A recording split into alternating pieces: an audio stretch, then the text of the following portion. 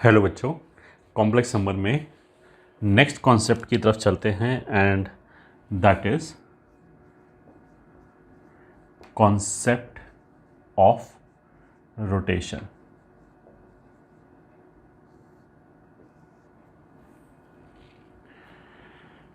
Concept of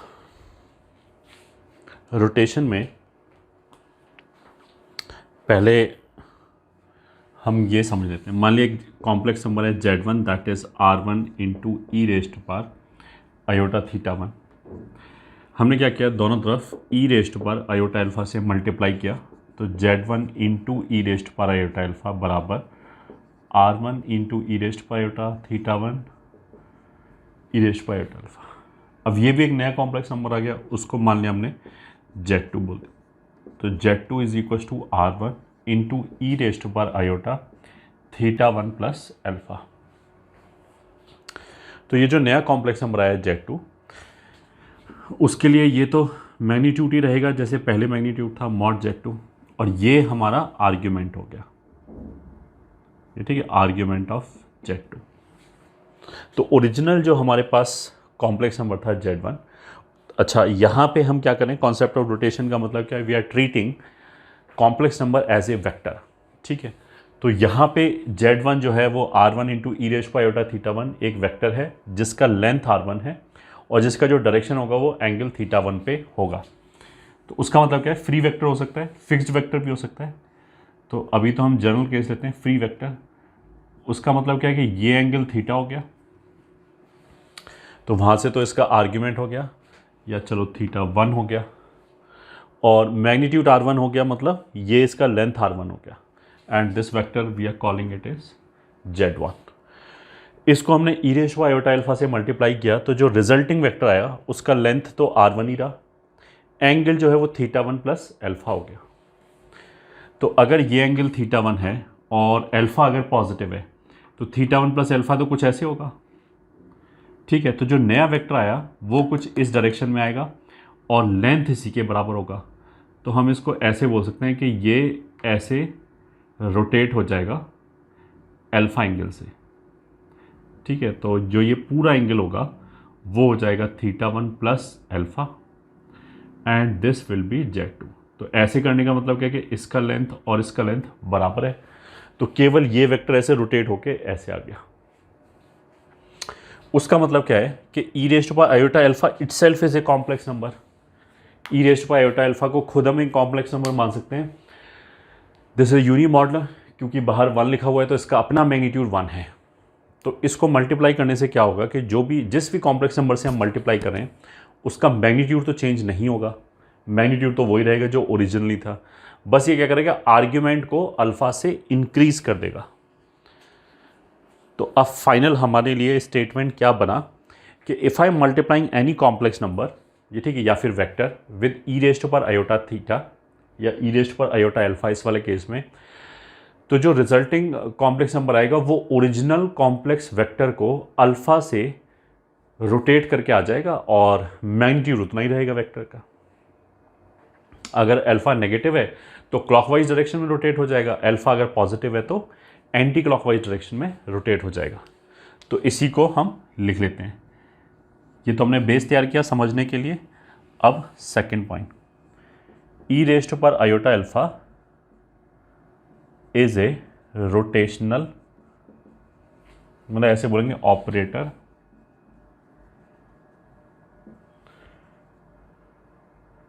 which when multiplied to any vector will rotate it with an angle alpha while keeping its magnitude same, magnitude को same रखते हुए बस ये क्या करेगा, alpha से रोटेट कर देगा।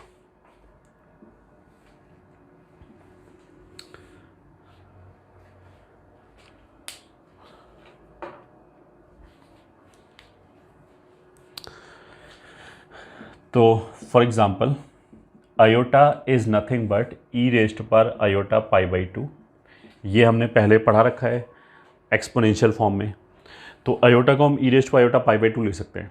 अब ई raised power iota pi by 2 भी एक रोटेशनल ऑपरेटर हो गया जो 90 डिग्री से घुमा देगा। ठीक है, तो अगर मान लिया कोई भी वेक्टर है ऐसे करके, मान लिया 3 + 4 आयोटा, इसको अगर हमने आयोटा से मल्टीप्लाई किया तो ये 90 डिग्री पे एंटी क्लॉकवाइज घूम जाएगा और मैग्नीट्यूड सेम होगा। तो दिस विल बिकम, अगर इसको मैंने आयोटा से मल्टीप्लाई किया तो 3 + 4 आयोटा को अगर हम आयोटा से मल्टीप्लाई करेंगे तो दिस विल बी 3 आयोटा -4। सो ये वाला जो वेक्टर हो जाएगा उसको लिख सकते हैं -4 + 3 आयोटा। और वो कैसे मिला? इसको आयोटा से मल्टीप्लाई करके। इसको अगर हम माइनस आयोटा से मल्टीप्लाई कर दें तो ये वापस घूम के यहीं आ जाएगा। तो करके देख लो, अगर हमने माइनस आयोटा से मल्टीप्लाई किया तो यहाँ माइनस माइनस प्लस हो जाएगा, 4 आयोटा हो जाएगा, यहाँ से आयोटा स्क्वायर -1 आ जाएगा, और माइनस आयोटा से मल्टीप्लाई किया तो फिर माइनस माइनस प्लस हो गया, तो यहाँ से 3 आ जाएगा, तो वापस ये आ गया। ठीक है, एक एग्जाम्पल तो ये हो गया। दूसरा बहुत सिंपल एग्जाम्पल, अगर हम -1 लिखें तो that is nothing but E raised to power iota pi. तो किसी भी नंबर को नेगेटिव से मल्टीप्लाई करने पे वो वेक्टर पलट जाएगा। ठीक है, कोई भी कॉम्प्लेक्स वेक्टर लिखा है उसको हमने नेगेटिव से मल्टीप्लाई किया तो उसका साइन रिवर्स हो जाएगा। तो उसके पीछे यही हम एक्सप्लेनेशन दे सकते हैं कि अगर मान लिया ये Z1 है तो ये पाई से घूम जाएगा इधर and it will become -Z1, क्योंकि ये पाई से रोटेट हो गया। ठीक है, तीसरा देख लिया, ई रेज़्ड पर iota pi by 4 will be cos pi by 4 1/√2 plus iota sine pi by 4। तो अगर मैंने ई रेज़्ड पर आयोटा पाई बाई 4 से किसी भी चीज़ को मल्टीप्लाई किया तो वो एंटी क्लॉकवाइज 45 डिग्री से घूम जाएगा। ठीक है, एक तो हमारा ये कॉन्सेप्ट हो गया। अब आगे चलते हैं इसी पे।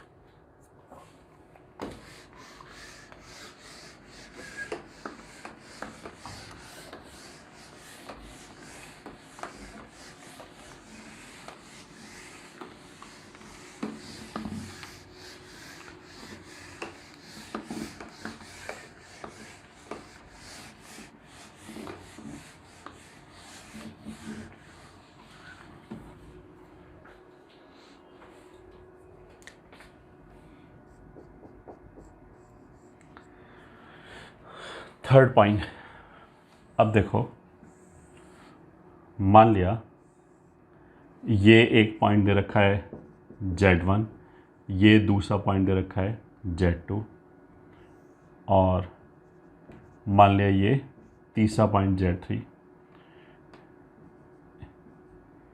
इसकी डायरेक्शन में एक वेक्टर है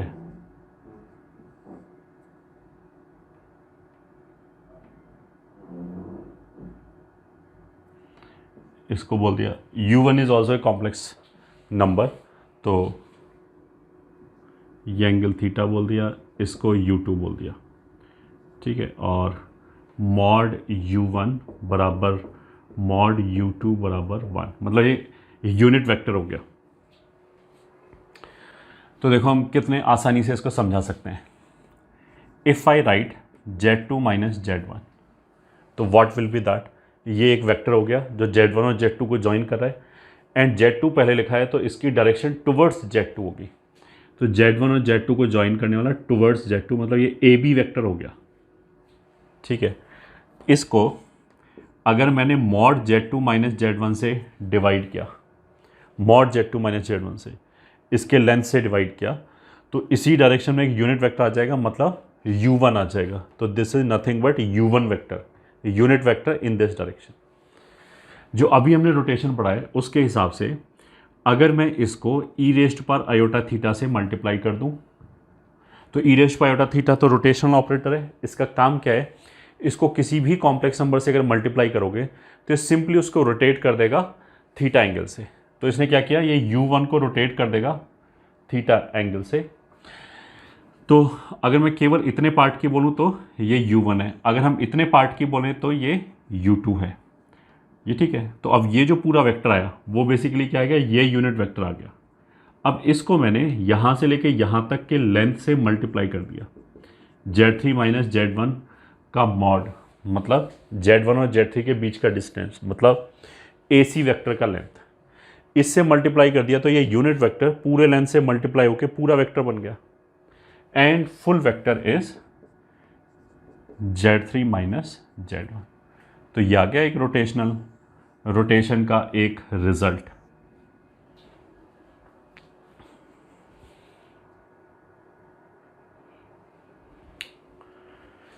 अब इसको देखो हम कन्वीनियंट फॉर्म में हम कैसे लिखेंगे कि जो कॉम्प्लेक्स नंबर है, जैसे ये कॉम्प्लेक्स नंबर है, ये कॉम्प्लेक्स नंबर है, वैसे तो ये भी कॉम्प्लेक्स नंबर है, but E raised pi iota theta cos theta plus iota sine theta आ जाएगा। ये रियल नंबर है, ये रियल नंबर है, तो इस कॉम्प्लेक्स नंबर को इधर ही ले आए, Z3 minus Z1 upon Z2 minus Z1, ठीक है, इज इक्वल्स टू, ये जो रेशो है इसको एज इट इज़ लिख के मॉड ले लिया, Z3 minus Z1 upon Z2 minus Z1। तो Z3 माइनस Z1 ये आ गया, Z2 माइनस Z1 ये आ गया मॉड में, और into E raised power iota theta ये आ गया। तो दो वेक्टर का रेशो बराबर उनके मॉड का ratio into E raised power iota, साथ में जो भी उन दोनों के बीच में इंक्लूडेड एंगल है, जैसे इस वाले केस में थीटा है। ये of course real axis and imaginary axis है, ठीक है। ये हो गया, मतलब दो वेक्टर का अगर रेशो लिखा है, उनके बीच में अगर रोटेशन लगाना है या इस तरह कोई रिजल्ट लिखना है, तो कोई भी दो वेक्टर का रेशो, जैसे एक वेक्टर तो ये हो गया और दूसरा वेक्टर ये हो गया, तो न्यूमरेटर वाला वेक्टर ये है, डिनोमिनेटर वाला वेक्टर ये है, तो उन दो वेक्टर का रेशो बराबर उन्हीं के मॉड का रेशो लिखा एज इट इज, और into E raised power iota दोनों के बीच का इंक्लूडेड एंगल। अब इंक्लूडेड एंगल में यू कैन सी कि देखो ये भी रेशो है दो वेक्टर का, इसको मैं पलट के लिख दूं तो ये भी अपने आप पलट जाएगा, ये भी पलट जाएगा। तो ये पलटने का मतलब क्या है, जब वापस आके लिखा, वापस ऊपर ला के लिखा, तो ई रेस्ट पर माइनस आयोटा थीटा हो जाएगा। मतलब इसी को हम ऐसे भी तो लिख सकते हैं, Z2 माइनस Z1 ऊपर लिख दिया, Z3 माइनस Z1 नीचे लिख दिया। तो अगर हमने रेसिप्रोकल लिया है दोनों तरफ, तो इधर भी Z2 minus Z1 upon Z3 minus Z1 का मॉड आ जाएगा, एंड ये आ जाएगा ई रेस्ट पर माइनस आयोटा थीटा। अंडरस्टैंडेबल है। तो इसको हम बोलेंगे कैसे, दो वेक्टर का रेशो बराबर उन्हीं के मॉड का ratio into E raised power iota, साथ में इंक्लूडेड एंगल। इंक्लूडेड एंगल लिखने के लिए हमारे पास दो ऑप्शन है, या तो थीटा लिखेंगे या माइनस थीटा लिखेंगे, ठीक है। वो कैसे डिसाइड होगा, उसमें फिर हम ऐसे बोल देंगे याद रखने के लिए कि जो डिनोमिनेटर में वेक्टर लिखा है उसको हम बोलेंगे इनिशियल वेक्टर, ये ठीक है, जहाँ से हमने स्टार्ट किया है, और न्यूमरेटर वाले को बोलेंगे फाइनल वेक्टर। अब इनिशियल से फाइनल की तरफ जाते समय हमने देख लिया कि हमें एंटी क्लॉकवाइज घूमना पड़ रहा है या क्लॉकवाइज घूमना पड़ रहा है, तो ये एक दूसरे का जस्ट ऑपोजिट है। तो एक केस में तो हमें एंटी क्लॉकवाइज घूमना पड़ेगा, वहाँ तो थीटा पॉजिटिव लेंगे, और जहाँ क्लॉकवाइज घूमना पड़ेगा वहाँ थीटा नेगेटिव लेंगे। तो इस डायग्राम के हिसाब से 2 माइनस 1 ये वाला वेक्टर हो गया डिनोमिनेटर वाला, इसमें इस वेक्टर से इधर जाना है, तो इस डायग्राम के हिसाब से एंटी क्लॉकवाइज घूमना पड़ रहा है, इसलिए थीटा पॉजिटिव लिया है।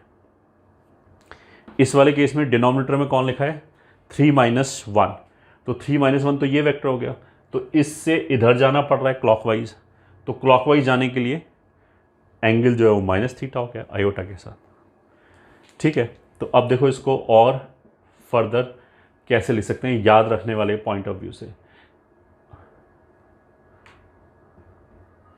Final vector upon initial vector बराबर mod of final vector upon initial vector. तो इसमें तो कुछ है नहीं याद रखने लायक, जो रेशो यहाँ है उसको मॉड के अंदर एज इट इज ला के लिख दो, into E raised power iota इन दोनों के बीच का इंक्लूडेड एंगल, ये ठीक है। दिस विल बी पॉजिटिव और negative according to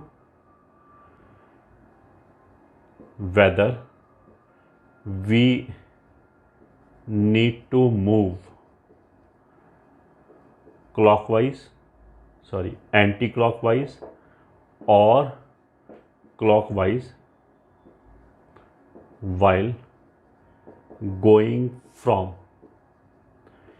initial vector to final vector. मतलब डिनोमिनेटर वाले वेक्टर से न्यूमरेटर वाले वेक्टर की तरफ जाते समय हमें एंटी क्लॉकवाइज घूमना पड़ रहा है या क्लॉकवाइज घूमना पड़ रहा है, उसके हिसाब से हम यहाँ थीटा जो है वो पॉजिटिव या नेगेटिव लेंगे, ये बताया इसने।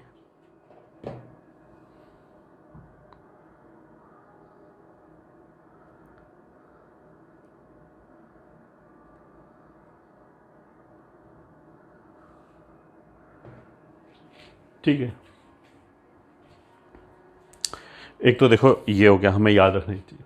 ठीक है, एक दूसरा इंपॉर्टेंट चीज़ क्या है, नोट 2, कि ये देखो ये फाइनल वेक्टर लिखा है, ये इनिशियल वेक्टर लिखा है, अच्छी बात है। एक तो वेक्टर वेक्टर लिखा है, तो अगर हम Z1 Z2 Z3 अगर हमें पता है तो यहाँ पे कुछ नंबर आ जाएगा, मान लिया 3 + 4 आयोटा, Z3 में से Z1 घटा के, ऐसे ही डिनोमिनेटर में से भी Z2 में से Z1 घटा के कोई एक कॉम्प्लेक्स नंबर आ जाएगा।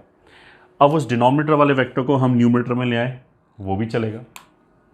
डिनोमिनेटर वाले वेक्टर को हम न्यूमरेटर में ला सकते हैं आराम से, और उसको लाके यहाँ पे अल्टीमेटली काट पीट के लास्ट में कॉम्प्लेक्स नंबर आ जाएगा। मान लिया वो कॉम्प्लेक्स नंबर आ गया 7 + 4 आयोटा।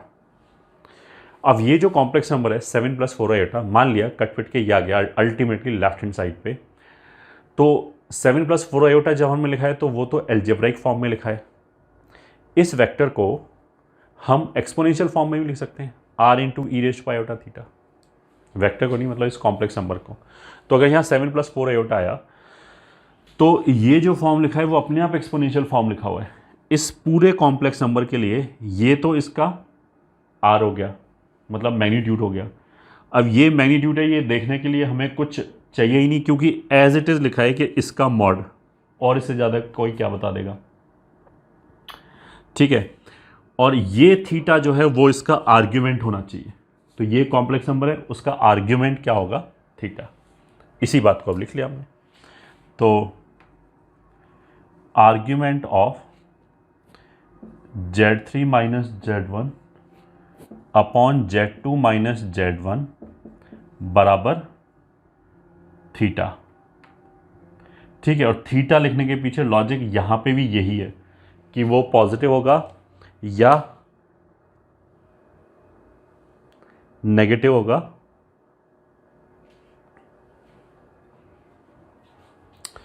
इसके हिसाब से कि जो न्यूमरेटर वाला वेक्टर है वो फाइनल वेक्टर है, ये इनिशियल वेक्टर है, तो इनिशियल से फाइनल की तरफ जाते समय एंटी क्लॉकवाइज घूमना पड़ रहा है या क्लॉकवाइज घूमना पड़ रहा है।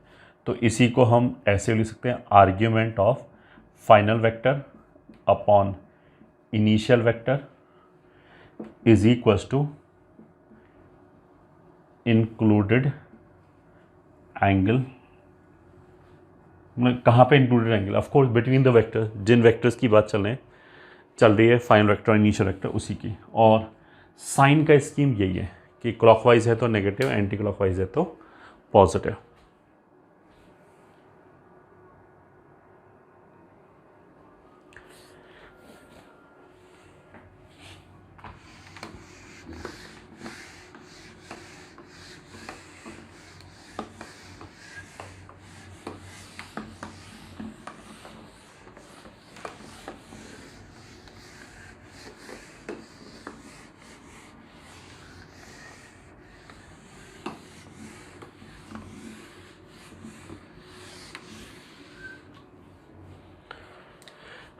अब इसका मतलब क्या है, क्वेश्चन 1, मान लिया ये एक डायग्राम दे रखा है, जो राइट एंगल ट्राइंगल है, दिस इज से ABC, ये मान लिया Z1 है, ये Z2 है, ये Z3, ये इमेजिनरी हो गया ओरिजिन, और ये रियल हो गया। इस डायग्राम के हिसाब से अगर मैं ऐसे लिखूं Z2 - Z1 upon Z3 - Z1, ठीक है, 2 - 1 मतलब ये वेक्टर हो गया, 3 - 1 मतलब ये वेक्टर हो गया। तो डिनोमिनेटर में जो 3 - 1 आया डिनोमिनेटर से न्यूमरेटर वाले वेक्टर की तरफ जाना है तो यहाँ से ऐसे जाना है, ठीक है। तो कैसे लिख सकते हैं, this is equals to Z2 minus Z1 upon Z3 minus Z1 into E raised power iota. अच्छा, डिनोमिनेटर में कौन वेक्टर है, 3 माइनस 1, तो ये वाला वेक्टर। तो इससे हमें क्लॉकवाइज घूमना पड़ रहा है, कितने एंगल से, 90 डिग्री से। तो ये हो जाएगा माइनस π/2। तो क्वेश्चन में हम बोल सकते हैं कि find Z3 in terms of Z1 and Z2। मान लें क्वेश्चन ये है, तो ये हमने सोल्यूशन में सबसे पहले क्या लगाया, रोटेशन। तो यहाँ से आ जाएगा Z2 minus Z1 upon Z3 minus Z1। तो क्वेश्चन के हिसाब से जो क्वेश्चन लिखा है, ये दोनों बराबर करने का मतलब क्या है कि राइट एंगल आइसोसेलेस ट्राइंगल है, तो इन दोनों का जो लेंथ का रेशियो होगा वो 1 होगा, क्योंकि बराबर ही होगा। तो this is equal to 1 E raised power iota minus π/2 minus iota ही होता है। तो हो गया। अब हमने इसको क्रॉस मल्टीप्लाई करके लिखा इज इक्वल्स टू, इसको इधर ले गए तो माइनस आयोटा Z3 प्लस, या ऐसे ही रखा Z3 माइनस Z1। हमारा एम क्या है, Z3 निकालें, तो आई वुड लाइक कि Z3 एक तरफ हो जाए, बाकी सब दूसरी। तो माइनस आयोटा को इधर ले आए, तो दोनों तरफ अगर हम आयोटा मल्टीप्लाई कर दें तो यह आ जाएगा Z3 माइनस Z1 और Z3 बराबर Z1 plus iota Z2 minus Z1 which is Z1 common लेने पे 1 minus iota plus iota Z2, ये आ गया।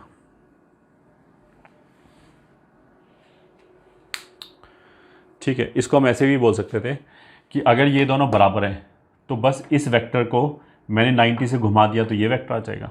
तो हम सीधा यहाँ पे बोल सकते थे कि Z2 माइनस Z1 इस वेक्टर को हमने आयोटा से मल्टीप्लाई कर दिया, मतलब 90 से घुमा दिया, तो ये वेक्टर आ गया। तो सीधा भी यहीं से बोल सकते थे। ठीक है, ये एग्जाम्पल बन गया। एग्जाम्पल 2 क्वेश्चन में फाइंड आर्ग्यूमेंट ऑफ या find principal value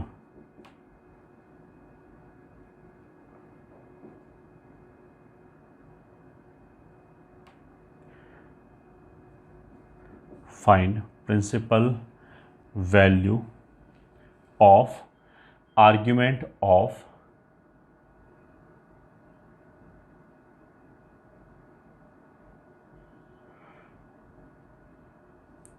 Z2 minus Z1 upon Z3 minus Z2।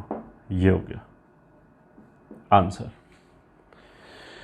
Find principal value of argument of this. ठीक है, तो इसमें जो भी वेक्टर दे रखे हैं पहले उनको हमने डिनोट किया। तो 3 माइनस 2, तो 3 और 2 को ज्वाइन करने वाला, पहले 3 लिखा है तो टूवर्ड्स 3 मतलब ये वेक्टर हो गया। ठीक है, 2 माइनस 1, तो 2 माइनस 1 तो ये वेक्टर है ही। अब दोनों के बीच का एंगल वगैरह देखने के लिए हम क्या करेंगे कि दोनों के इनिशियल या फाइनल पॉइंट को सेम किया। तो हमने क्या किया, इसको उठा के ऐसे रख लिया, तो इस वेक्टर को आगे ऐसे शिफ्ट कर लिया, इसको यहाँ पे रख लिया। तो अब दोनों के इनिशियल पॉइंट सेम हो गए यहाँ पे। अब इसको भूल गए, बस केवल इन दोनों पे कॉन्सेंट्रेट किया। डिनोमिनेटर में कौन सा वेक्टर है, 3 माइनस 2, तो 3 माइनस 2 मतलब ये इनिशियल वेक्टर हो गया, क्योंकि ये डिनोमिनेटर में, न्यूमरेटर में 2 माइनस 1, तो 2 माइनस 1 ये वाला वेक्टर हो गया ये। तो डिनोमिनेटर से न्यूमरेटर की तरफ जाते समय ऐसे हमें क्लॉकवाइज घूमना पड़ेगा, और कितने एंगल से घूमना पड़ेगा, ये π/4 है, ये 3π/4 है, सही है। तो 3π/4 से क्लॉकवाइज घूमना पड़ेगा। तो आर्ग्यूमेंट का मतलब क्या है, देखो यहाँ तो आर्ग्यूमेंट नहीं लिखा था, यहाँ तो पूरा रेशियो लिखा था। तो अगर रेशियो लिखा था तो मॉड भी लिखना पड़ेगा, ई रेस्ट पाई आयोटा ऐसे लिखना। आर्ग्यूमेंट का मतलब क्या होता है, केवल एंगल लिखना है। तो आर्ग्यूमेंट ऑफ दिस और दिस का मतलब क्या है कि इंक्लूडेड एंगल लिखना है बस इन दोनों वेक्टर्स के बीच में, और एंटी क्लॉकवाइज और क्लॉकवाइज के हिसाब से पॉजिटिव नेगेटिव देखना है। तो इसमें जो डिनोमिनेटर वाला वेक्टर है उससे न्यूमरेटर वाले की तरफ जाते समय क्लॉकवाइज घूमना पड़ेगा इस डायग्राम के हिसाब से। एंड कितना घूमना पड़ेगा, 135 डिग्री। तो इसलिए आंसर कितना हो गया इसका, -3π/4। ये हो गया answer.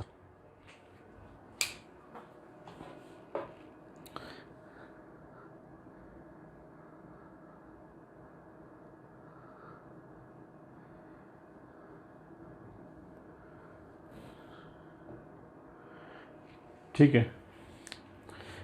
Question 3, let ABC is an equilateral triangle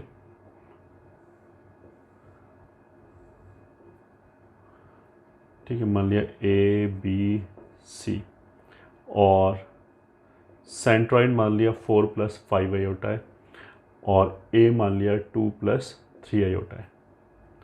ABC is an equilateral triangle, then find B, C।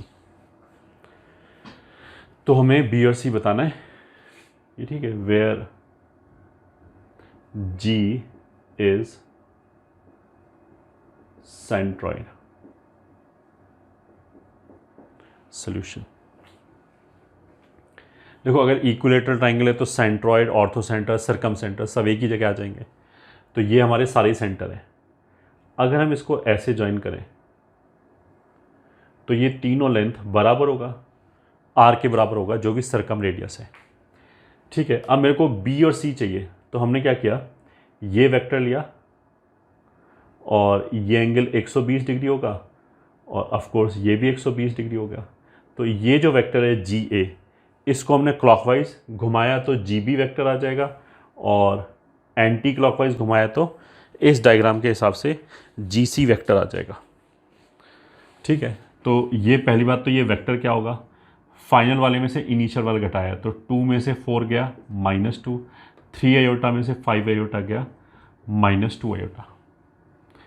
ठीक है, तो जेड बी माइनस जेड जी इस डायग्राम के हिसाब से मतलब ये वाला वेक्टर विल बी, अच्छा इस वेक्टर को केवल घुमाने से काम चल जाएगा क्योंकि मैग्नीट्यूड तो हमें चाहिए नहीं, मैग्नीट्यूड तो इन दोनों के बराबर ही है, तो केवल घुमाने से जो वेक्टर आएगा वही आंसर आ जाएगा, मतलब वही हमारा फाइनल वेक्टर आएगा। तो Z B minus Z B ये वाला जो वेक्टर है -2 आयोटा, इस डायग्राम के हिसाब से अगर हम क्लॉकवाइज घुमाएं, क्लॉकवाइज मतलब माइनस कितना 120 डिग्री से 2π/3, तो हमारा आंसर आ जाएगा। तो इसका मतलब क्या है, जेड बी बराबर जेड जी माइनस, इसमें से माइनस कॉमन ले लिया, 2 + 2 आयोटा, ये ठीक है, इनफैक्ट -2 कॉमन ले सकते हैं और e⁻ आयोटा का मतलब क्या है, cos -2π/3 प्लस आयोटा साइन -2π/3, ये हो जाएगा। Z G is 4 + 5 iota and -2 of 1 + iota cos 2π/3, this will be -½ और माइनस आयोटा √3/2, तो ये 2 2 2 cancel, 4 + 5 iota plus 1 + iota 1 + iota √3, यह आ जाएगा। अब इसको सिंप्लीफाई कर लो, this will be 4 + 5 iota plus 1 से मल्टीप्लाई किया 1 + आयोटा प्लस आयोटा √3 माइनस √3, तो रियल पार्ट हो जाएगा 4 और 1 5 माइनस √3 प्लस इमेजिनरी पार्ट हो जाएगा 5 और 1 6 प्लस √3, ये आंसर आ जाएगा जेड बी। ऐसे ही जेड सी के लिए बस क्या होगा कि इसको एंटी क्लॉकवाइज घुमा लिया तो यहाँ प्लस आ जाएगा, यहाँ मतलब ये वाला एंगल +2π/3 हो जाएगा।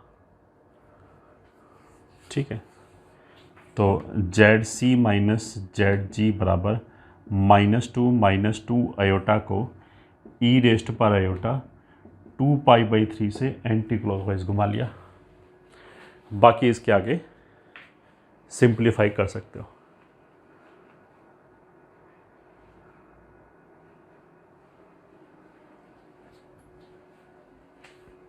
ये हो गया हमारा क्वेश्चन 3।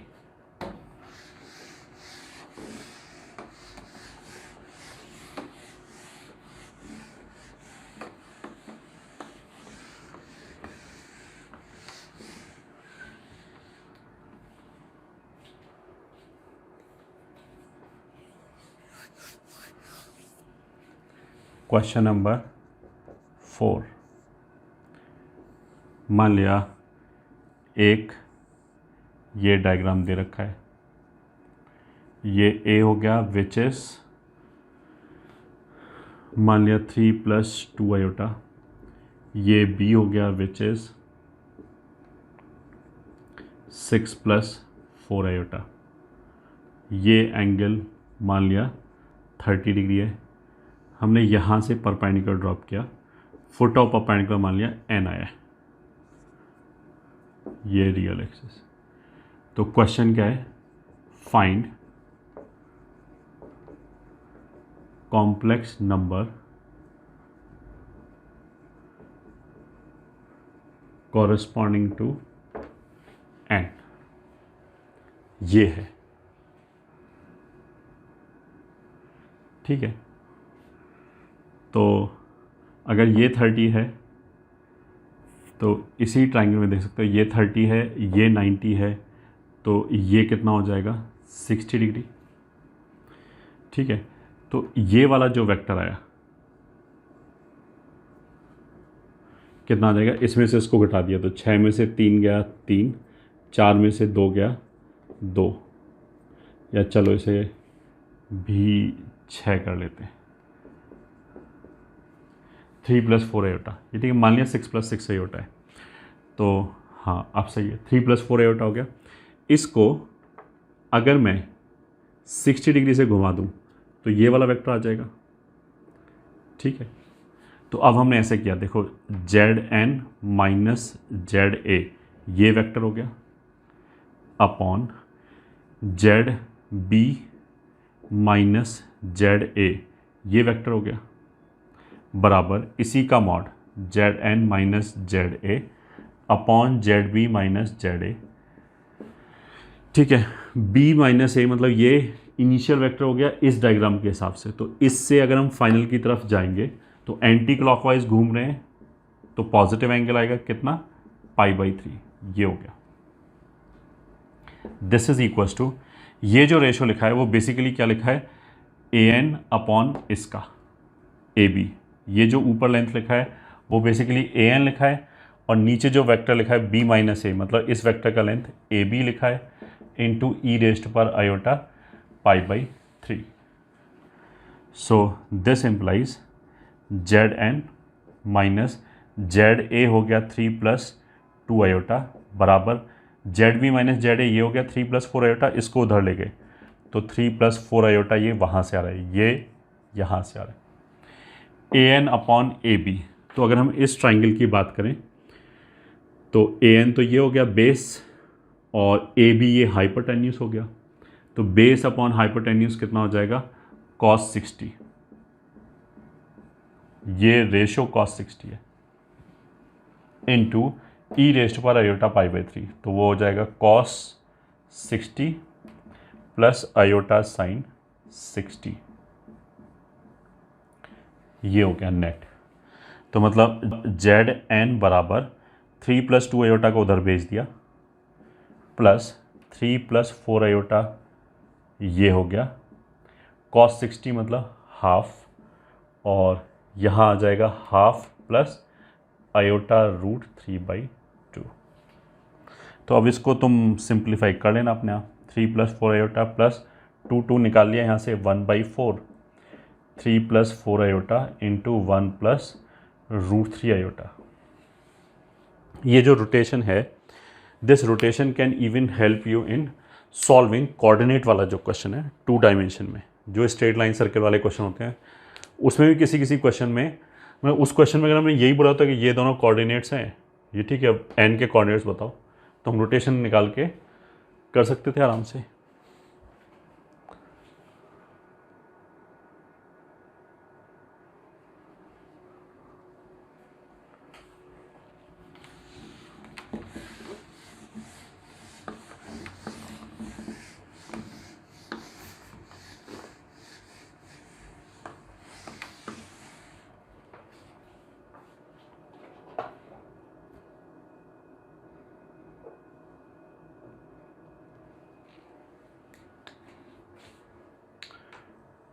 Question number 5।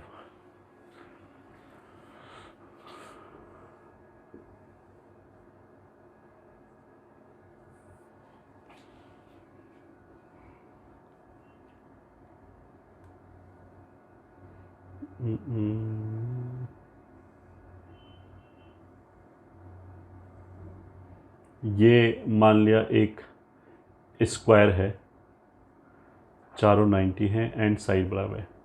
ये मान लिया Z1 है, Z2 है, Z3 है एंड DZ4 है। Real axis, imaginary axis. अगर हम बोलें कि फाइंड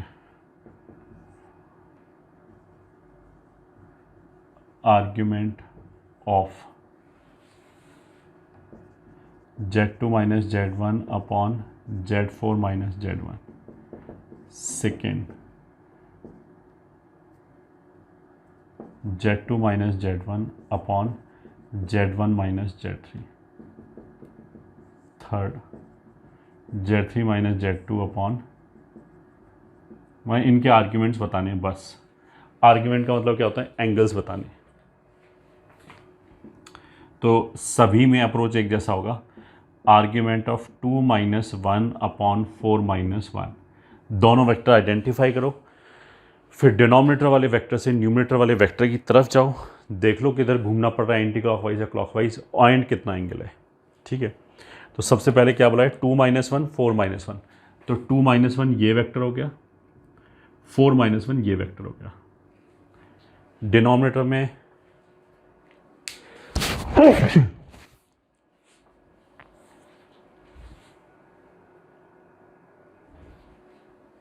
डिनोमिनेटर में कौन सा वेक्टर है, 4 माइनस 1, तो 4 माइनस 1 मतलब इस वाले वेक्टर से न्यूमरेटर वाले वेक्टर की तरफ आते समय कैसे घूमना पड़ेगा, क्लॉकवाइज 90 डिग्री से। तो इसलिए इसका आंसर कितना हो जाएगा, माइनस π/2।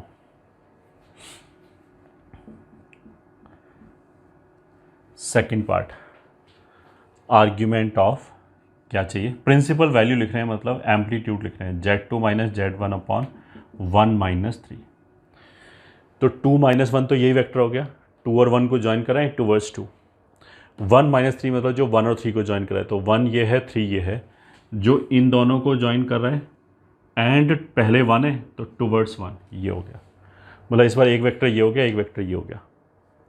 तो वही अपन ने क्या किया, दोनों का इनिशियल या फाइनल पॉइंट सेम होना चाहिए, तो इसको उठा के हमने आगे रख लिया, तो इसको उठा के हमने ऐसे रख लिया, या क्या। तो जो डिनोमिनेटर में वेक्टर है 1 माइनस 3 ये वाला वेक्टर, इससे 2 माइनस 1 की तरफ जाना है, इधर जाना है, तो देखो एंटी क्लॉकवाइज घूमना पड़ेगा। ठीक है, डिनोमिनेटर वाले को इनिशियल वेक्टर बोलते हैं, तो इनिशियल से फाइनल की तरफ जाते हैं, तो एक तो एंटी क्लॉकवाइज घूमना पड़ेगा और कितने एंगल से घूमना पड़ेगा। अगर स्क्वायर है तो जो डायगोनल होगा स्क्वायर में वो एंगुलर बाइसेक्टर होगा, तो ये 45 होगा, ये 45 होगा, तो ये कितना हो जाएगा, 3π/4। तो एंटी क्लॉकवाइज है तो पॉजिटिव एंड 3π/4 ये एंगल आएगा। Third, argument of 3 minus 2 upon 1 minus 4 is equals to 3 minus 2 3 और 2 को ज्वाइन करेगा टूवर्ड्स 3, 1 माइनस 4, तो 1 माइनस 4 तो ये हो गया। ठीक है, तो ऑपोजिट वेक्टर्स हो गए, तो इनका रेशियो तो पाई, अगर ऑपोजिट डायरेक्शन है तो।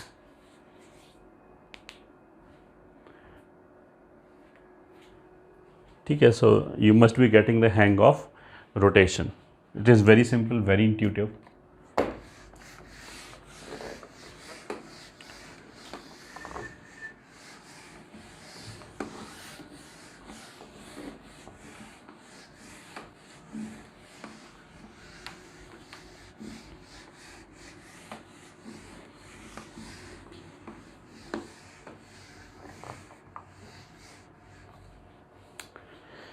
अब देखो रोटेशन में क्या क्या हो गया। एक तो हमने जैसे दो वेक्टर का रेशो लिखा बराबर उनके मॉड का रेशो इंटू e⁻⁴ थीटा, ऐसे करके लगाया, इस फॉर्म में रोटेशन लगाया।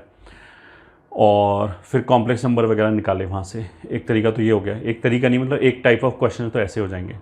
दूसरा इसी तरह की चीज़ हो गई कि हमने केवल आर्ग्यूमेंट वगैरह लिखा और एंगल लिख दिया, ठीक है। तीसरा क्या होगा, रोटेशन लगाते समय फ्रीक्वेंटली, ये ठीक है, we will be encountering the vectors which will be either mutually perpendicular और पैरेलल, ठीक है। तो उस वाले केस में क्या होगा, जो उन दोनों का रेशो होगा, अगर म्यूचुअली परपेंडिकुलर हैं तो उनके बीच का एंगल π/2 होगा। तो उन दोनों वेक्टर के जो रेशो होगा उसका आर्ग्यूमेंट π/2 होगा, मतलब +π/2 या -π/2, ठीक है। मतलब हमने क्या बोला, दो वेक्टर दे रखे हैं, म्यूचुअली परपेंडिकुलर हैं ऐसे, तो जब इन दोनों का रेशो लिखेंगे, आर्ग्यूमेंट लिखेंगे, तो वो आर्ग्यूमेंट आ जाएगा 90 डिग्री, मतलब ±90 डिग्री, डिपेंडिंग अपॉन कि डिनोमिनेटर कौन लिखा है, न्यूमरेटर में कौन लिखा है। अब जैसे जो दो वेक्टर का रेशो लिखा हुआ है उसको जैसा हमने पहले बोला था कि ठीक है, एक तो वेक्टर तो ठीक है अपनी जगह, एक उसको हम कॉम्प्लेक्स नंबर की तरह भी ट्रीट कर सकते हैं। तो अगर किसी भी कॉम्प्लेक्स नंबर का आर्ग्यूमेंट 90 डिग्री है, ठीक है, उसका मतलब क्या है कि उस नंबर को अगर हमने ऑरिजिन से ज्वाइन किया तो 90 डिग्री पे आ रहा होगा, ठीक है। तो अगर किसी भी कोई भी कॉम्प्लेक्स नंबर है उसका अगर आर्ग्यूमेंट 90 डिग्री है तो उसको यहाँ होना पड़ेगा, ये ठीक है, इस एक्सिस पे होना पड़ेगा, इमेजिनरी एक्सिस पे पॉजिटिव साइड पे होना पड़ेगा, तभी उसका ये वाला एंगल नप के π/2 आएगा, ये ठीक है। -π/2 है तो नीचे होना पड़ेगा। तो ±π/2 का मतलब क्या हो गया कि उस कॉम्प्लेक्स नंबर को प्योरली इमेजिनरी होना पड़ेगा, ठीक है। अब प्योरली इमेजिनरी होने का मतलब क्या है कि वो जो कॉम्प्लेक्स नंबर है वो कुछ ऐसे हो गया जैसे 5 आयोटा, अगर उसका हमने बार लिया या उसके सामने माइनस लगाया, दोनों एक ही बात है। तो प्योरली इमेजिनरी का मतलब क्या है कि z का बार विल बी -z, ठीक है। तो उससे क्या होगा कि जो रेशो लिखा है वेक्टर का वो हमारा बार में एक रिजल्ट कन्वर्ट हो जाएगा। तो हो सकता है कि जो रिजल्ट में या फिर जो हमें क्वेश्चन सॉल्व करना है उसमें बार वगैरह इन्वॉल्व हो, this concept could be useful. तो अगेन हम क्या लिखेंगे, नोट, ये ठीक है। First, if z1 and z2 are collinear vectors, ये ठीक है। जब z1 z2 ऐसे लिखा है उसका मतलब क्या है कि we are not referring any points, ये किसी पॉइंट का पोजीशन वेक्टर नहीं है, ये ठीक है। हम तो फ्री वेक्टर्स की बात करें, दो वेक्टर दे रखा है z1 और z2 और वो मान लिया कोलिनियर वेक्टर्स है, मतलब पैरेलल है या एंटी पैरेलल है। देन उन दोनों के बीच में एंगल क्या होगा, अगर कोलिनियर वेक्टर है तो कोलिनियर वेक्टर्स के बीच में एंगल कितना होता है, या तो 0 होगा अगर सेम डायरेक्शन है, अदरवाइज पाई होगा। तो argument of z1 upon z2 will be 0 और पाई। एक तो रिजल्ट हम ऐसे लिख सकते हैं, तो दो कोलिनियर वेक्टर का रेशियो, उसका आर्ग्यूमेंट 0 या पाई होगा, ठीक है। अब जैसा मैंने बोला था कि ये दो वेक्टर का रेशियो तो हो गया, साथ में ही it can also be treated as a complex number, ठीक है। यहाँ पे मतलब एक कटपिट के टोटल कोई एक कॉम्प्लेक्स नंबर आ गया z3, तो z3 का आर्ग्यूमेंट अगर 0 या पाई है तो किस कॉम्प्लेक्स नंबर का आर्ग्यूमेंट 0 या पाई होता है, जो रियल एक्सिस पे हो। तो उसका मतलब क्या है कि ये जो रेशियो है वो प्योरली रियल हो गया, ये ठीक है। This implies z1 upon z2, ये अगर हम as a complex number treat करें, इज प्योरली रियल। देखो इसको हम ऐसे भी बोल सकते हैं कि अगर z1 और z2 कोलिनियर वेक्टर्स हैं तो एक वेक्टर को लैम्डा टाइम दूसरा वेक्टर लिख सकते हैं, और जहाँ पे लैम्डा रियल होगा, ठीक है, मतलब उसको एक फैक्टर से मल्टीप्लाई करके दूसरे वेक्टर में कन्वर्ट कर सकते हैं। तो z1 बराबर लैम्डा z2 हो गया। अब z2 से हमने डिवाइड कर दिया तो z1 अपॉन z2 बराबर लैम्डा हो गया, एंड लैम्डा प्योरली रियल है, ऐसे भी बोल सकते हैं, यहाँ से भी आ जाएगा। अब कोई भी नंबर अगर प्योरली रियल है, x प्लस आयोटा वाई में अगर कोई भी नंबर मान लिया प्योरली रियल है तो उसका मतलब क्या है, y 0 है, तो केवल x वाला पार्ट है। तो उसका अगर हमने बार लिया तो x का बार तो x ही रहेगा, क्योंकि आयोटा y वाला पार्ट ही नहीं है उसमें। तो अगर प्योरली रियल है तो उसका मतलब क्या होगा कि ये नंबर एंड इसका बार बराबर होगा। प्योरली रियल का मतलब यही होता है। अब इसको हम ऐसे लिख सकते हैं, z1 अपॉन z2 बराबर z1 बार अपॉन Z2 बार। अब ये रिजल्ट है जो हमारा खूब फ्रीक्वेंटली यूज़ होगा। तो किसी भी डायग्राम में अगर हमें दो वेक्टर दिखाई दें विच आर म्यूचुअली किसी भी डायग्राम में अगर हमें दो वेक्टर दिखाई दें विच आर कोलिनियर, तो उनका ratio will be equals to उनके बार का रेशो। ये बोला नटशेल में। तो क्विक कैलकुलेशन के लिए हम यहाँ पे आ सकते हैं।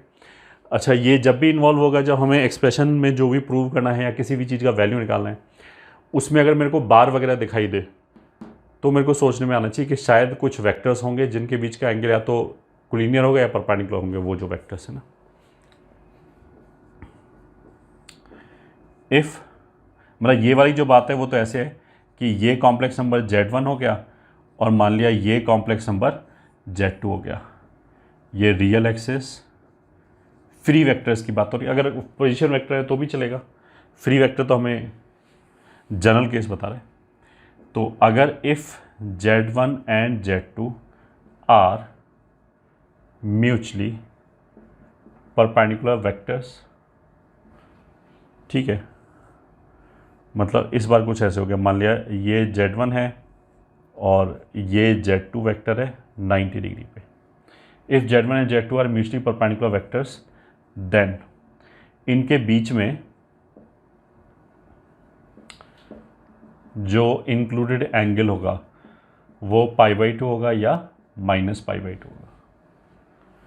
ठीक है, तो इस डायग्राम में तो बेसिकली 2 डिनोमिनेटर में लिखा है, तो इनिशियल ये वेक्टर हो गया, तो इस डायग्राम के हिसाब से तो -π/2 होगा। ठीक है, बट अगेन कुछ भी लिख रहे हैं, मतलब कैसे भी डायग्राम हो, अगर म्यूचुअली परपेंडिकुलर है तो π/2 या -π/2 में से एक होगा। ठीक है, अब अगर ये कॉम्प्लेक्स नंबर है और इसका आर्ग्यूमेंट π/2 या -π/2 है, तो ये पूरा कॉम्प्लेक्स नंबर यहाँ पे या यहाँ पे लाई कर रहा होगा।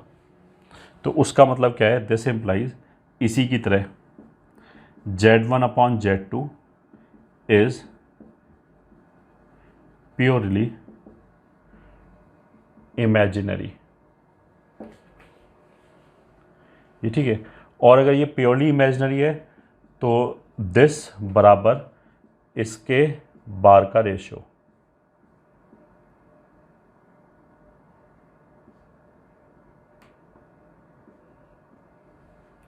Then Z1/Z2 will be equals to minus Z1 bar upon, sorry bar तो ऊपर लगा ही रखा है, पूरे पे लगा रखा है। सो this implies Z1/Z2 plus Z1 bar upon, अब इसको ध्यान में रखेंगे, मतलब ये हमारे काम के रिजल्ट्स हैं। क्या रिजल्ट है काम का, अगर हमें दो वेक्टर मिल जाएं जो कोलिनियर हैं तो उनका रेशियो बराबर उनके बार का रेशियो।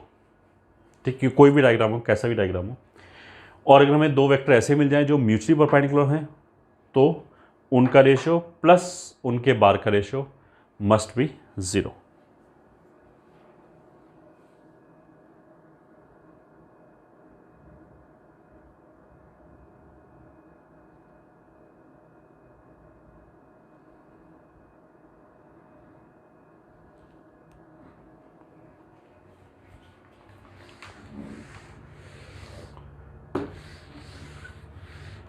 ठीक है, अब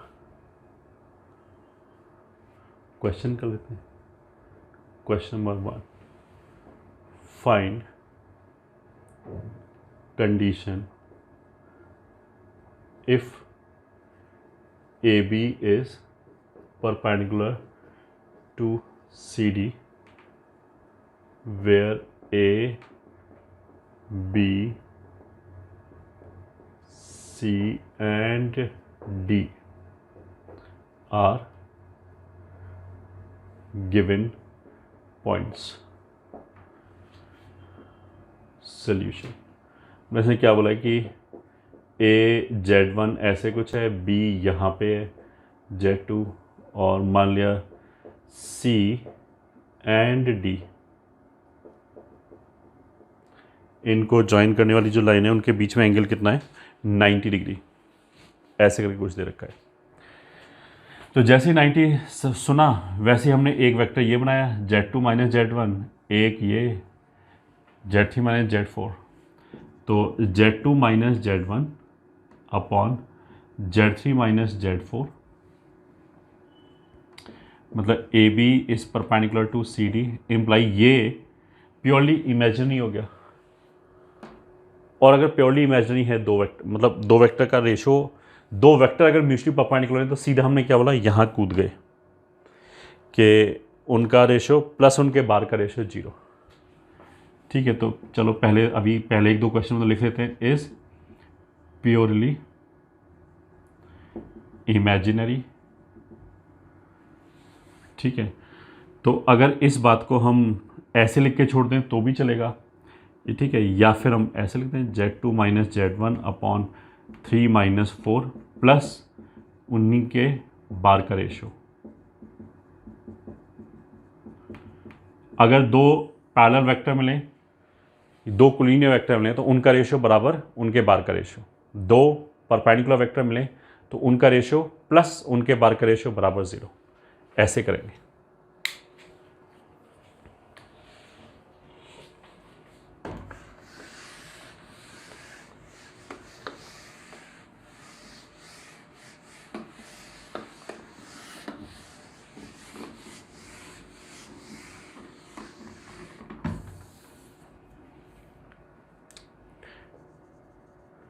Question 2.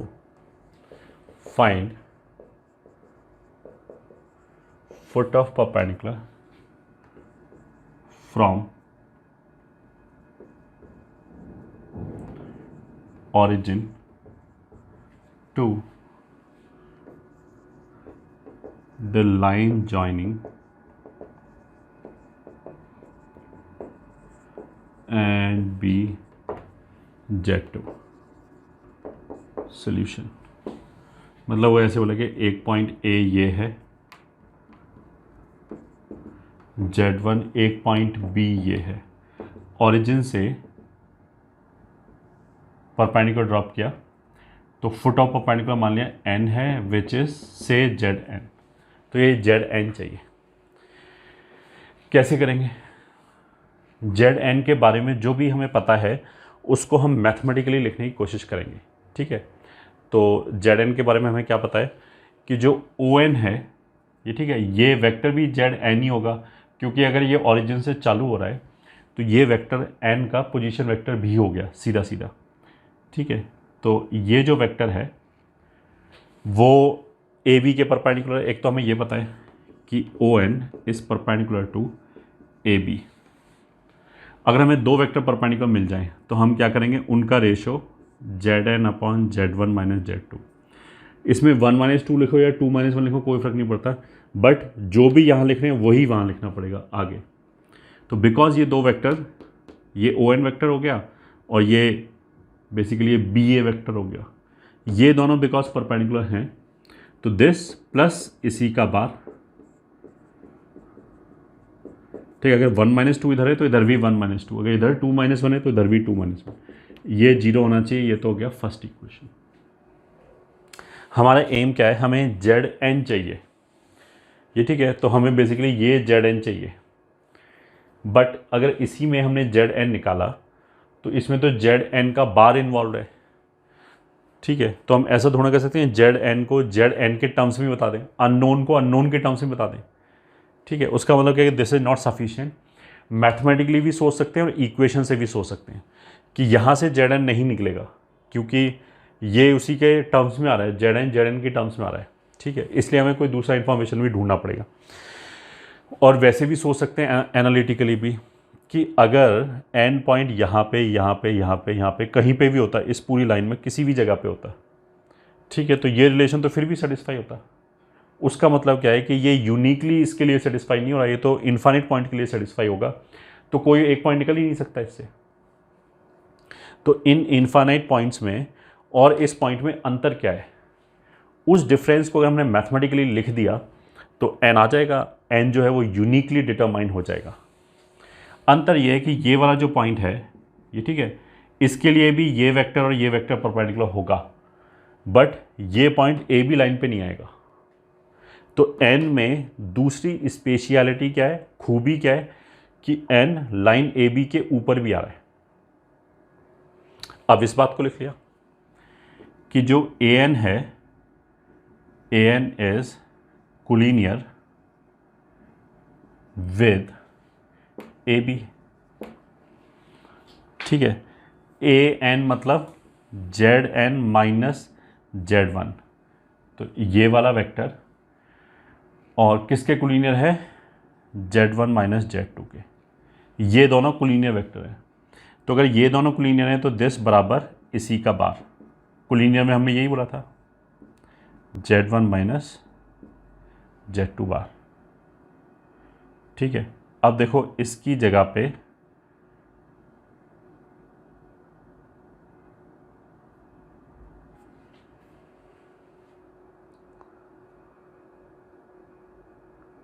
हाँ, इसकी जगह पे हम ये सब्स्टिट्यूट कर सकते हैं यहाँ से, तो कर दिया। इसको हमने ऐसे लिख लिया Zn upon Z1 minus Z2 minus Zn bar upon Z1 बार माइनस Z2 बार बराबर Z1 upon Z1 minus Z2 minus Z1 bar upon Z2 बार। ठीक है, फ्रॉम फर्स्ट इक्वेशन ये रेशो माइनस ऑफ इसके बराबर है या माइनस ऑफ दिस इसके बराबर है, तो इसके बराबर रख दिया यहाँ से, इसको लाके यहाँ पे सब्स्टिट्यूट कर दिया तो ये ट्वाइस हो जाएगा। तो 2Zn upon Z1 minus Z2 बराबर Z1 upon Z1 minus Z2 minus Z1 bar upon Z1 बार माइनस Z2 बार। तो Zn निकालना था तो आ जाएगा half of Z1 minus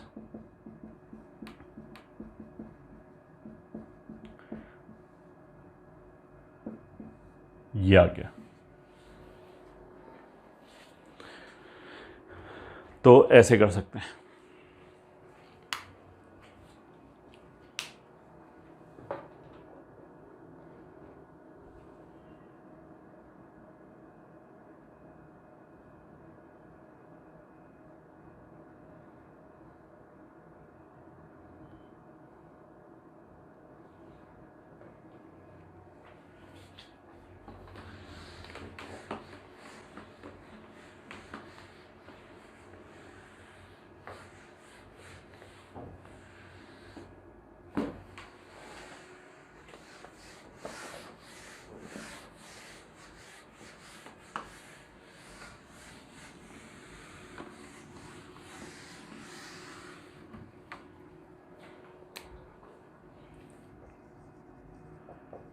Question 3. If Z1, Z2, Z3 are vertices of an equilateral triangle, then find required condition. Solution, मान लिया ये equilateral triangle दे रखा है, ये मान लिया ए हो गया, ये बी और ये सी। ठीक है, हमें Z1 Z2 Z3 में रिलेशन चाहिए, तो हमने क्या किया, ये वेक्टर लिया 3 माइनस 1, ये वेक्टर लिया 2 माइनस 1। लेंथ तो इनका बराबर ही होगा अगर इक्विलेटर ट्राइंगल है। तो इस डायग्राम के हिसाब से अगर मैं इस वेक्टर को 60 डिग्री से एंटी क्लॉकवाइज घुमा दूँ तो ये वेक्टर आ जाएगा। मतलब हमने क्या बोला, Z2 माइनस Z1 वेक्टर को हमें एंटी क्लॉकवाइज 60 डिग्री से घुमाना है, तो घुमाने के लिए e⁻⁴ π/3, तो घूम गया वेक्टर। तो ऐसा करने से ये वेक्टर आ जाएगा, तो आ गया Z3 माइनस Z1। एक तो ये रिलेशन आ गया। दूसरा, फिर हम ऐसे कर सकते हैं कि इस वेक्टर को, ये क्या है 2 माइनस 3, क्लॉकवाइज घुमा दें इस डायग्राम के हिसाब से 60 डिग्री, तो ये वेक्टर आ जाएगा। किसको घुमा रहे हैं, 2 माइनस 3, तो Z2 माइनस Z3 को क्लॉकवाइज 60 डिग्री से घुमा दिया, तो फिर कौन सा वेक्टर आ जाएगा, ये वाला इस डायरेक्शन में, तो 1 माइनस 3, तो 1 माइनस 3, इन दोनों को मल्टीप्लाई कर दिया ताकि हमें ई से छुटकारा मिल जाए। वैसे तो ई raised power iota pi by 3 मतलब कॉस 60 प्लस आयोटा साइन 60, तो उसमें आएगा 1/2 प्लस आयोटा रूट 3/2, तो इस तरह के टर्म्स आएंगे। तो उससे छुटकारा मिलने के लिए हमने मल्टीप्लाई कर दिया। ये 3 माइनस 1, ये 1 माइनस 3, तो 1 माइनस 3 का होल स्क्वायर, एक माइनस एक्स्ट्रा आ जाएगा, यह आ जाएगा Z2 minus Z1, Z2 minus Z3, और इन दोनों को अगर मल्टीप्लाई करेंगे तो कैंसिल हो जाएगा, 1 आ जाएगा। अब ओपन किया तो minus Z1 square minus Z3 square 2Z1 Z3 बराबर Z2 स्क्वायर Z1 Z3, ये आ गया। तो यहाँ से कंडीशन कितना आया, Z1 square plus Z2 square plus Z3 square बराबर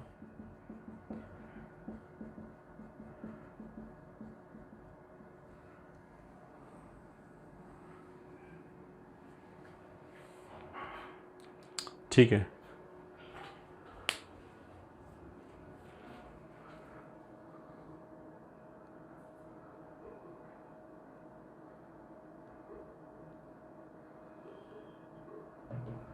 this is an important relation which we are suppose to memorise. तो note, if Z1 Z2 Z3 are vertices of an equilateral triangle, then sigma Z1 square बराबर sigma Z1 Z2, ये याद कर लिया।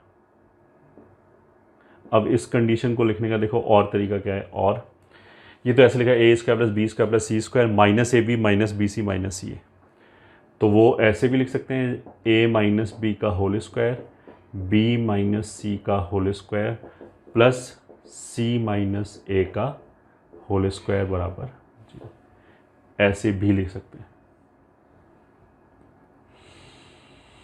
ठीक है, but square plus square अगर 0 है तो यहाँ पे हम ये नहीं बोलेंगे कि तीनों को 0 होना पड़ेगा, क्योंकि ये रियल नंबर नहीं है। अगर A B C real number है तब तो A square plus B square plus C square अगर A B plus B C plus C A के बराबर है, that is only possible when A is equal to B is equal to C. But यहाँ पे ऐसा कुछ नहीं। यहाँ पे तुम तो खुद देखो, अगर Z1 Z2 बराबर हो गए तो ये तो 2 पॉइंट एक ही जगह कोलैप्स हो गए, तो ट्राइंगल तो गायब ही हो गया। अगर Z1 और Z2 बराबर होगा तो ये तो ख़त्म हो जाएगा और ये दोनों भी सेम ब्रैकेट बन जाएगा, क्योंकि ये 2 की जगह भी 1 लिख सकते हैं, तो इसी का ट्वाइस हो जाएगा। तो वो भी 0 हो गए का मतलब है Z1 और Z3 भी बराबर हो गए। तो अगर 2 बराबर हो गए तो फिर तीनों ही बराबर होगा, तभी ये सेटिस्फाई हो सकता है। बट उस केस में it will not be an equilateral triangle. अगर इक्विलेटरल ट्राइंगल है तो ये कंडीशन सेटिस्फाई करेगा, but that does not mean कि Z1 Z2 Z3 बराबर है। ठीक है, क्योंकि ये कॉम्प्लेक्स नंबर है, these are not real numbers.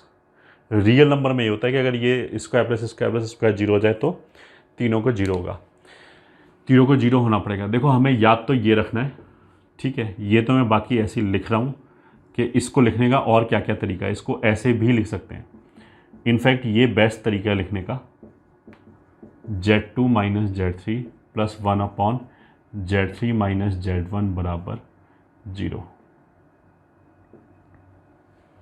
ये बेस्ट तरीका हमने क्यों बोला लिखने का, क्योंकि इसमें मेरे को पता दिख रहा है कि Z1 Z2 बराबर नहीं हो सकता। सही है, तो ये तीनों तरीके हैं। ये वाला जेई में पहले क्वेश्चन आ चुका है कि अगर ये सेटिस्फाई हो रहा है then prove that triangle is equilateral. ये आ चुका है बहुत काफ़ी पहले, बट हमें इस फॉर्म में तो याद रखना है। This you are suppose to memorize.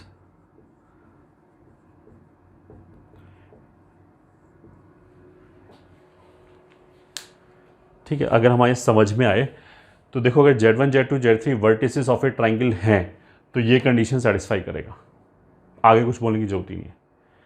ठीक है, उसका हम मतलब क्या है कि हमें ये बोलने की जरूरत नहीं है कि Z1 Z2 बराबर नहीं हो सकता।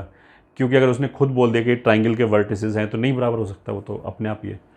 बट अगर ये होल्ड कर रहा है तो Z1 Z2 Z3 वर्टिसेस होगा, ये ज़रूरी नहीं है, फिर तीनों बराबर भी हो सकता है।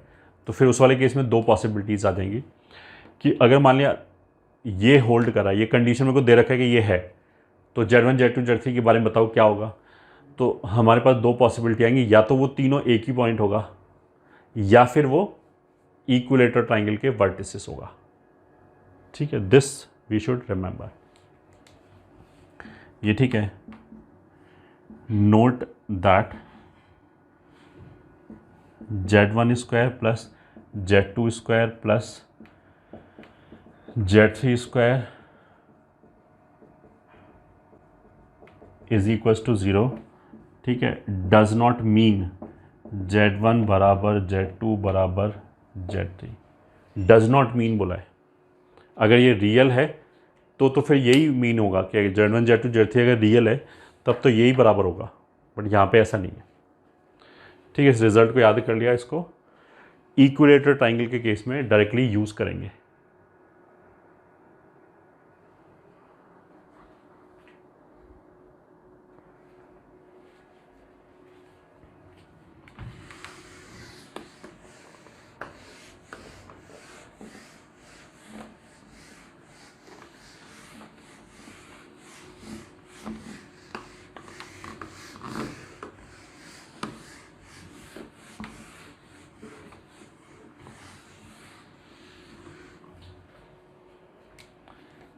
तो question 1, let Z1 and Z2 are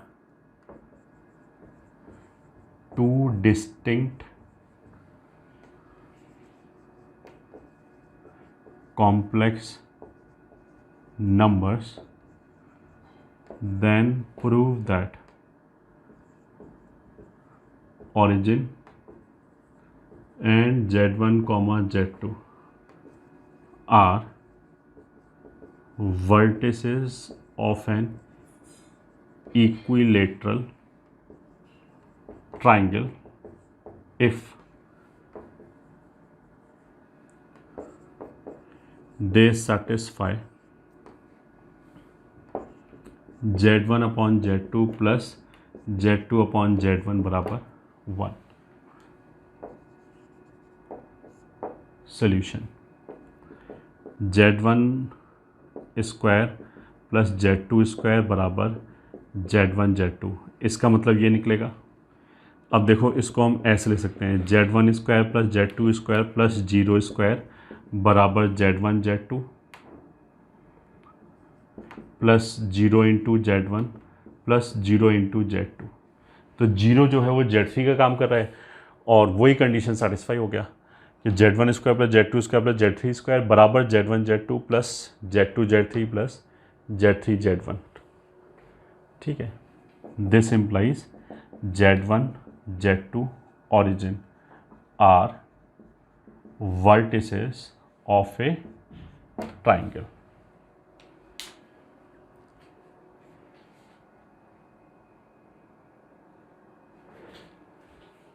Second question is, let Zi, I is equals to 1, 2, 3, 4, 5, 6 are vertices of a regular hexagon with center at Z0। then prove that 6 Z0 square बराबर sigma Z1 square. Solution,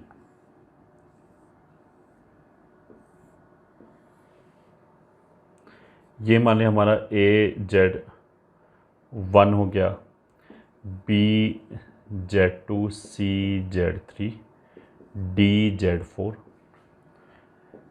EFZ6, Z5। ठीक है, और centre of course इसका Z0 हो गया। अब देखो अगर इसमें हम ऐसे ज्वाइन करें तो ये एक इक्विलेटरल ट्राइंगल आ जाएगा। सिमेट्री से ये जो जेड नॉट है ये बेसिकली सबसे इक्वी डिस्टेंट होगा। सेंटर होने का मतलब ये, अगर ये रेगुलर है तो सारी साइड बराबर है, तो जो जेड नॉट होगा वो सबसे इक्वी डिस्टेंट होगा। तो अगर सबसे इक्वी डिस्टेंट होगा तो ए, सी और ई से भी इक्वी डिस्टेंट होगा। ए, सी और ई जो है सिमेट्री से वो इक्विलेटरल ट्राइंगल है, तो इसमें जो सरकम सेंटर होगा वही सेंट्रॉइड होगा, वही इन सेंटर होगा, ऑर्थो सेंटर होगा। तो as triangle A C E is equilateral triangle, hence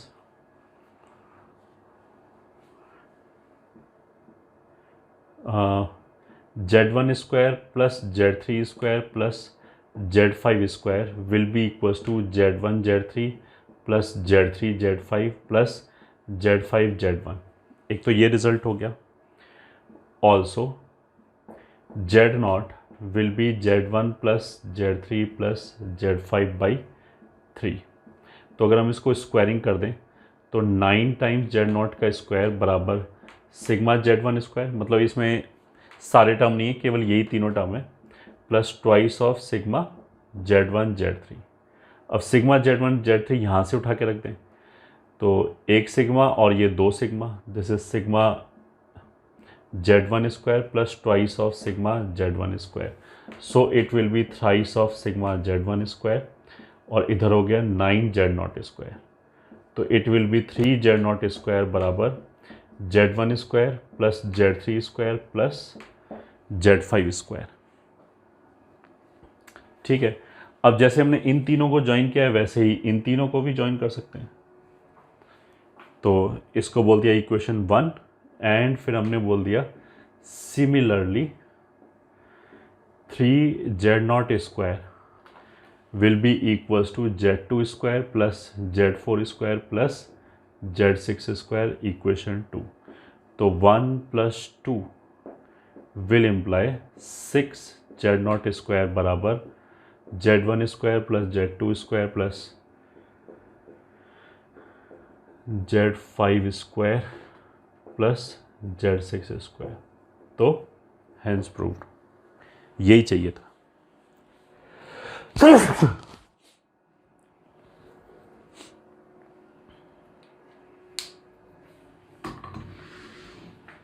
ये हो गया हमारा सेकेंड क्वेश्चन।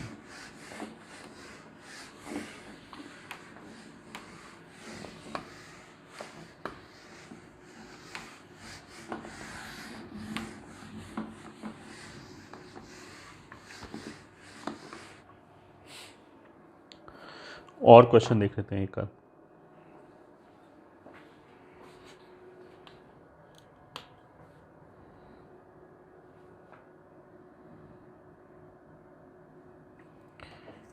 क्वेश्चन 3 क्या है? The points P, Q, R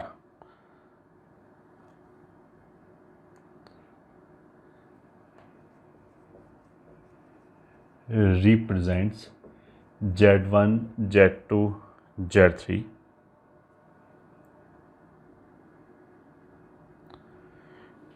and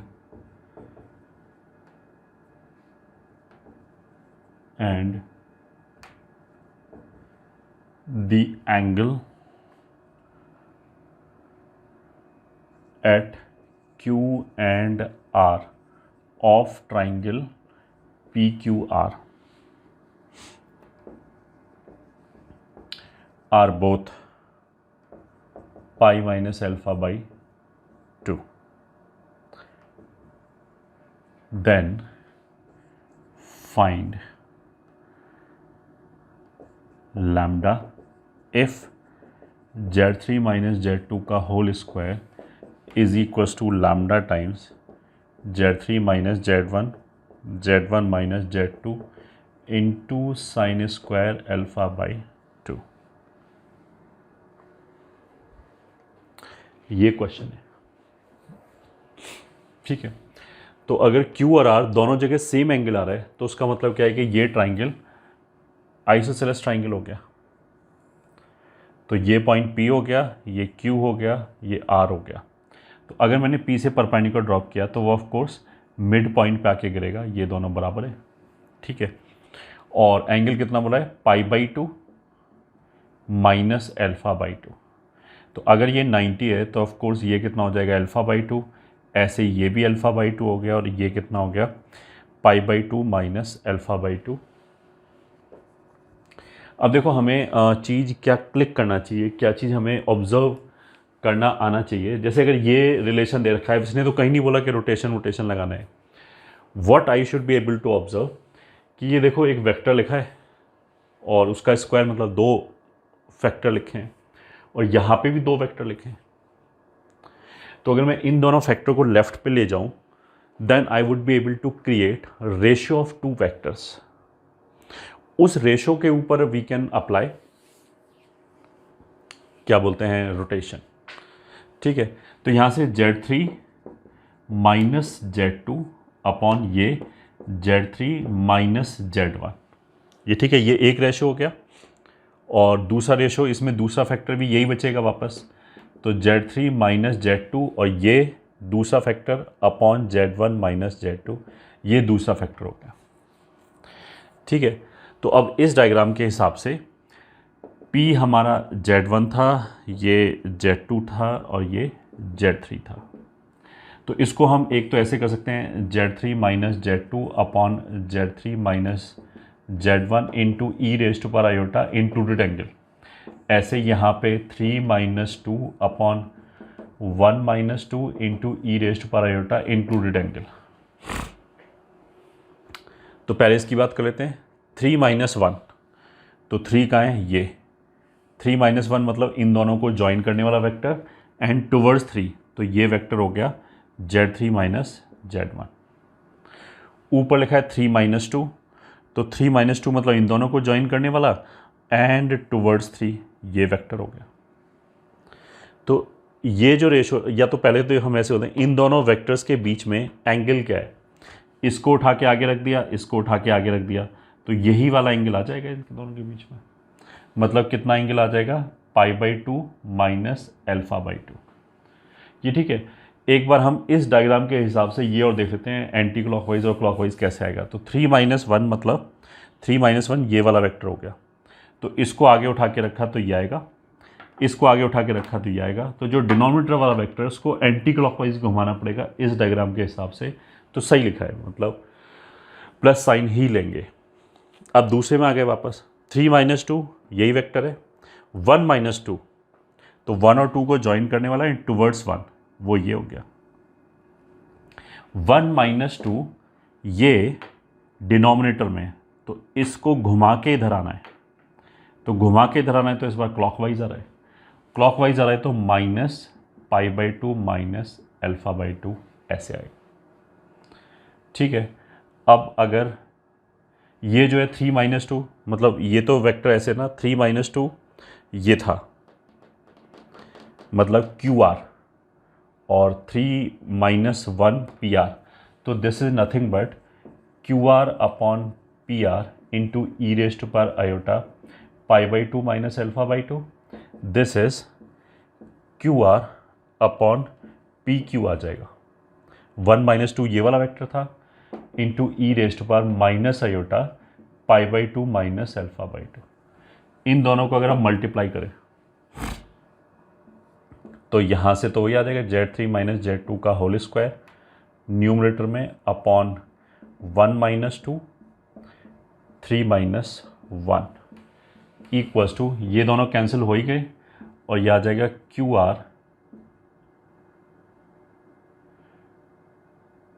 QR upon PR, ऐसे लिख देते हैं अलग अलग, QR अपॉन PQ।